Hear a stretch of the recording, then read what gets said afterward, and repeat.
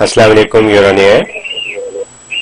وعلیکم السلام ورحمۃ اللہ وبرکاتہ. جی میرے 2 سوال ہیں اور ایک خواب ہے. میں زیادہ ٹائم نہیں لوں گی, جلدی پوچھتی ہوں. ایک سوال میرا یہ ہے کہ مفتی صاحب پلیز بتائے گا کہ فیملی پلاننگ کے بارے میں بتائے گا, کیونکہ میں بہت کنفیوز رہتی ہوں. میرے چھوٹے بچے ہیں اور پھر اگر میں سوچتی ہوں کہ کوئی چیز استعمال کی جاتی ہے تو عورت اپنے ہارمونس کو چینج کرتی ہے, جس کی وجہ سے ماہواری پہ بھی اثر پڑتا ہے, اور پھر کبھی کبھی 15 روز تک بھی اس طرح چلا رہتا ہے.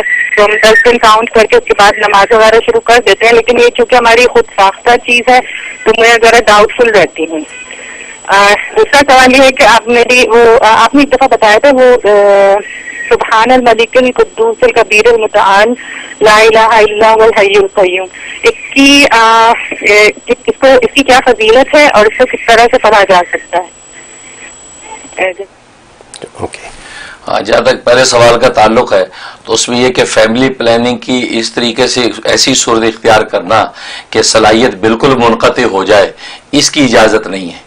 کہ آپ ایسا کہ آپریشن کر لیں, 2 بچے ہو گئے, 2 ہی بچے سب سے اچھے, یہ یا کم بچے خوشحال گھرانہ, 3 بچے کے بعد آپ نے جو ہے وہ اپنی صلاحیت ہی ختم کر دی, کوئی ایسا آپ آپریشن کروا دیے, اس کی اجازت نہیں ہے. یہ ناجائز ہے, کیونکہ ظاہر ہے کہ آپ کس وجہ سے کر رہی ہیں, خارجی حالات سے ڈر کے, ان کے رزق کا مسئلہ ہے, تعلیم کا مسئلہ ہے, ان خوفوں کی وجہ سے کرتے ہیں.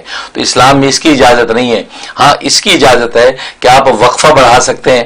وقفہ بڑھانے کے لیے جو بھی تدابیر استعمال کی جاتی ہیں ان جائز تدابیر کو استعمال کرے, تاکہ مسلسل ہر سال بچہ پیدا نہ ہو, 1-2 سال کا وقفہ آ جائے.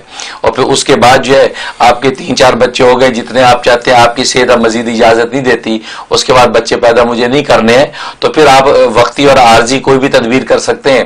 اس تدبیر کے تحت آپ بچہ جب وہ کنسیو آپ نہ کریں تو اس کی شریعت نے اجازت دی ہے. لیکن اس کی اجازت نہیں ہے کہ صلاحیت بالکل منقطع کر دیں اور یہ تصور رکھ کے کہ نہیں بھی 2 بچے ہونے چاہیے, اچھے ہوں, اچھا پڑھا لیں, اچھا پال لیں, وہ بہتر ہے بجائے اس کے 6 بچے ہوں. نہیں, نبی پاک صلی اللہ علیہ وسلم نے اس بات کو پسند کیا ہے اور مبارک کا اس عورت کو جو زیادہ بچے جنتی ہے, اور وہ بچے ظاہر ہے کہ کل روز قیامت میں امت کے اندر اضافہ جو ہے نبی پاک کے لیے قابل فخر ہوگا.